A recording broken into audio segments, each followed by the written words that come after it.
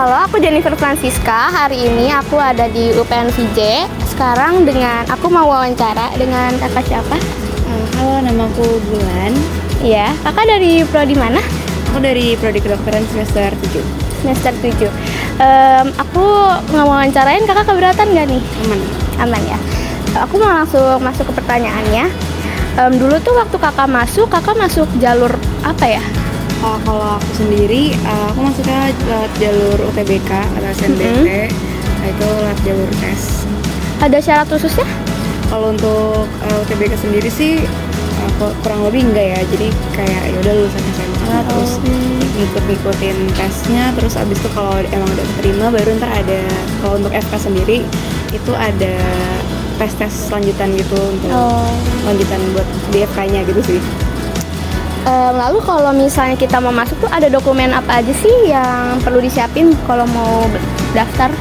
Kalau untuk daftar sih dokumennya mungkin dokumen-dokumen kayak biasa aja, kayak misalkan kartu keluarga, akte, terus juga mungkin surat kelulusan dari sekolah kayak gitu, sama data-data diri sih. Kalau skema pembayar UKT tuh apa aja sih? Terus beasiswanya tuh ada apa aja di sini? Kalau membayar UKT sendiri itu emang ada gelombangnya atau kayak ada golongan tingkatannya gitu. Apalagi kalau yang dari mandiri, kalau mandiri itu biasanya dapetnya dia yang paling golongan yang paling terakhir, yang paling tinggi.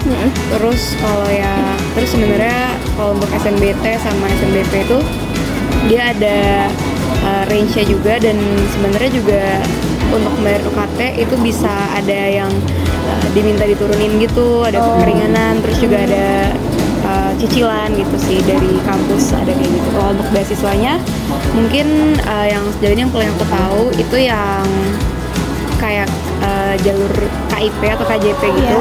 Itu buat golongan dari ekonomi yang perlu bantuan. Terus kalau untuk beasiswa dari kampus mungkin juga ada, dan sebenarnya teman-temanku banyaknya pakai beasiswa dari luar sih, kayak dari bank atau dari yang lainnya gitu. Oke. Pertanyaan terakhir, sistem SKS dan beban perkuliahan mahasiswa baru kayak gimana sih waktu kakak masih jadi mahasiswa baru? Kalau untuk di FK sendiri itu sebenarnya kita bukan yang benar-benar ngikutin beban SKS-nya. Tapi kalau untuk disamaratakan sama yang lain, mungkin beban SKS itu per semester sekitar 20 gitu ya. Jadi untuk totalnya mungkin 140-an lah kalau di FK kayak gitu. Cuma sebenarnya kita pakai sistem blok, jadi kayak ada kategori-kategori sendiri gitu. Terus untuk apa tadi, beban mahasiswa? Iya, beban perkuliahan mahasiswa baru. Beban perkuliahan mahasiswa baru mungkin kayak sebenarnya kalau untuk masa baru itu kayak masih introduction buat materi-materi awalnya aja sih kayak gitu. Kalau untuk di FK aku kayak gitu. Oke, udah cukup. Makasih ya udah bisa wawancara. Maaf mengganggu waktunya. Iya, sama-sama.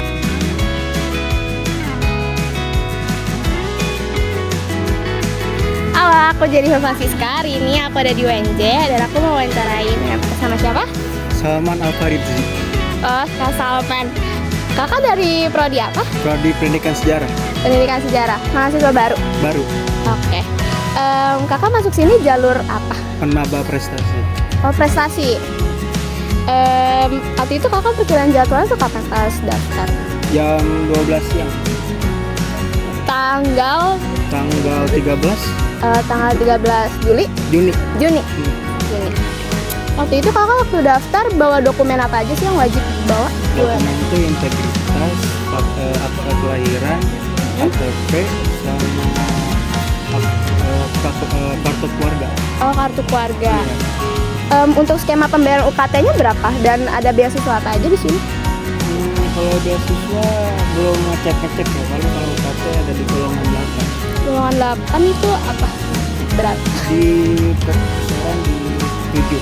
Oh, 7. Sebagai mahasiswa baru tuh ada keluh kesah nggak sih? Kalau susah paling dari web WNJ-nya sih paling agak error sih. Apanya tuh yang error tuh? Kemarin tuh disuruh ngecek buat hasil UKT ya. Harusnya di hari itu tapi malah di minggu depan ya. Kalau sekarang ini disuruh apa ini? Disuruh cosplay. Oh, hijau, buto hijau. Buto hijau. Oh Iya. gitu. Oke deh, makasih Kak Salman. Iya. Kalian tahu nggak sih, Chinatown Glodok ini tuh berawal dari pemukiman khusus warga Tionghoa loh, yang dibentuk VOC di luar tembok kota Batavia pasca tragedi geger pecinan tahun 1740. Berlokasi di Jakarta Barat, kawasan ini tuh lambat laun bertransformasi dari wilayah isolasi menjadi jantung perdagangan pusat kuliner dan simbol akulturasi budaya Tionghoa Betawi yang bersejarah hingga kini.